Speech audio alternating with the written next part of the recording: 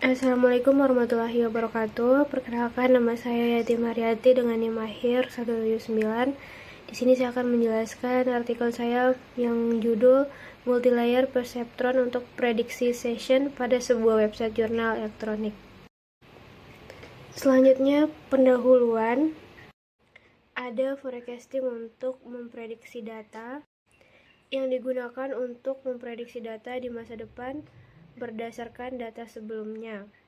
Kemudian ada session yang menunjukkan aktivitas pengguna pada sebuah website. Dan yang terakhir ada MLP, digunakan karena mampu menangani data non-linear. Dan dipilih karena mampu menangani hubungan data yang kompleks. Kemudian ada dataset. Jadi dataset yang digunakan adalah dataset dalam bentuk time series yang terdiri dari T1, T7, dan T sebagai target. Jadi data ini itu sudah dinormalisasikan dari rentang 0 sampai dengan 1. Tujuannya itu untuk lebih mudah diproses. Jadi dari dataset yang dengan jumlah 358 data, digunakan hanya 351 data setelah proses pengolahan. Selanjutnya ada metodologi. Jadi di sini itu tahapan yang dilakukan adalah pre-processing data, kemudian melakukan training model, dan dilanjutkan dengan testing. Dan terakhir itu melakukan evaluasi untuk melihat seberapa baik model itu bekerja.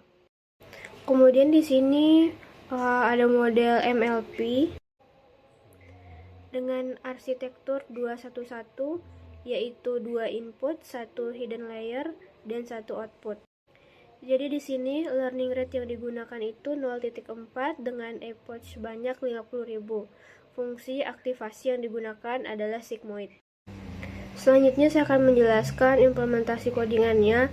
Yang pertama, terdapat model MLP. Nah, pada codingan tersebut terdapat MLP regressor, artinya itu digunakan untuk membuat model multilayer perceptron di Python. Kemudian ada hidden layer size sama dengan 1, jumlah neuron di hidden layer sama dengan 1, jadi arsitekturnya 2 input, 1 hidden, dan 1 output menjadi 211. Kemudian learning rate init sama dengan 4, itu maksudnya mengatur kecepatan model dalam belajar. Max iternya 50.000, itu jumlah iterasi epoch saat melakukan training. Dan activation sama dengan logistik, yaitu menggunakan fungsi sigmoid. Kemudian solver sama dengan SGD, yaitu metode training backpropagation. Terus di bagian terakhirnya model fit yang paling bawah itu model dilatih menggunakan data training, dan juga di sini modelnya itu mulai belajar dari pola datanya. Kemudian lanjut pada codingan bagian prediksi. Jadi maksud di codingan yang train thread itu hasil prediksi untuk data training, dan test spread itu hasil prediksi untuk data testing. Jadi kode ini itu digunakan untuk membuat model MLP dengan arsitektur 211, kemudian modelnya itu dilatih menggunakan data training. Selain itu dilakukan juga prediksi pada data training dan testing untuk melihat hasil modelnya. Selanjutnya terdapat 2 kurva. Pada kurva yang sebelah kiri itu sebagai data kurva trainingnya, yang dimana Y trainnya itu data asli atau target, kemudian train spread yang orange itu hasil prediksi model. Kemudian terdapat kurva testing yang sebelah kanan. Y test yang biru itu data asli yang belum pernah dilihat oleh model. Kemudian test spread yang orange itu merupakan hasil prediksi model. Jadi grafiknya itu menunjukkan perbandingan antara data asli dan hasil prediksi. Pada training, model sudah cukup mengikuti pola, namun pada testing, hasil prediksi masih cenderung datar sehingga model belum sepenuhnya akurat. Selanjutnya ke perhitungan manual. Melakukan penginputan data, nah datanya itu diambil dari dataset, yang dimana T sama dengan T T kurang 1 sama dengan 0, T kurang 7 sama dengan 0,7857 dan targetnya itu sama dengan 1. Jadi ini itu data yang akan diproses oleh model tersebut. Kemudian melakukan inisialisasi bobot dengan bobot awal W1 sama dengan 0,2, W2 sama dengan 0,3, bias hiddennya sama dengan 0,1, W3 sama dengan 0,4, dan bias outputnya sama dengan 0,2. Jadi bobot ini itu digunakan untuk menghitung output awal sebelum melakukan training. Kemudian ada perhitungan hidden layer. Nah, perhitungan hidden layer ini dengan rumus Z sama dengan T kurang 1 kali W1 ditambah T kurang 7 dikali W2, nah ditambah biasnya.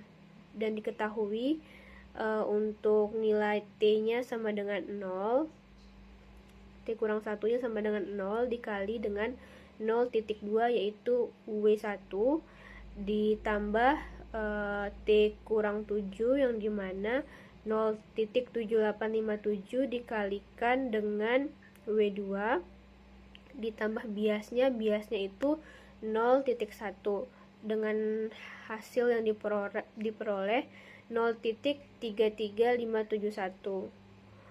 Nah, jadi input ini itu dikalikan bobot lalu dijumlahkan dengan biasnya. Kemudian ada aktivasi sigmoid yaitu H sama dengan 1/1 plus E minus Z sama dengan 0,583. Jadi nilai ini itu diubah dengan fungsi sigmoid agar berada di antara 0 dan 1. Kemudian melakukan hitung outputnya yaitu Y sama dengan H dikali W3 ditambah dengan bias yang dimana diperoleh 0,583 dikali 0,4 ditambah 0,2 sebagai biasnya dan hasilnya diperoleh 0,4332. Jadi output hidden layer ini tuh digunakan untuk menghasilkan prediksi akhirnya nanti. Masih di perhitungan manual yaitu melakukan perhitungan error dengan rumus error sama dengan target dikurang output sama dengan 1 dikurang 0,4332 dan hasilnya 0,5668.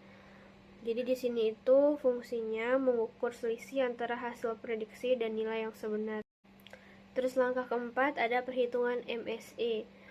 MSE di sini itu sama dengan error pangkat 2 sama dengan 0,3213. Error dikuadratkan untuk mengetahui besar kesalahan.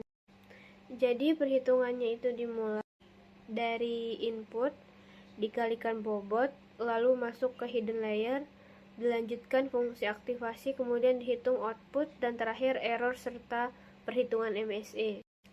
Jadi ini merupakan proses forward propagation pada satu iterasi MLP sebelum dilakukan training. Jadi dapat disimpulkan metode multilayer perceptron MLP dengan arsitektur 211 mampu memprediksi jumlah session dengan cukup baik. Nilai error yang kecil menunjukkan bahwa model dapat mempelajari pola data dan menghasilkan prediksi yang mendekati target. Oleh karena itu, MLP efektif digunakan untuk prediksi data time series. Sekian penjelasan dari saya, semoga dapat dimengerti. Lebih dan kurangnya mohon maaf. Wassalamualaikum warahmatullahi wabarakatuh.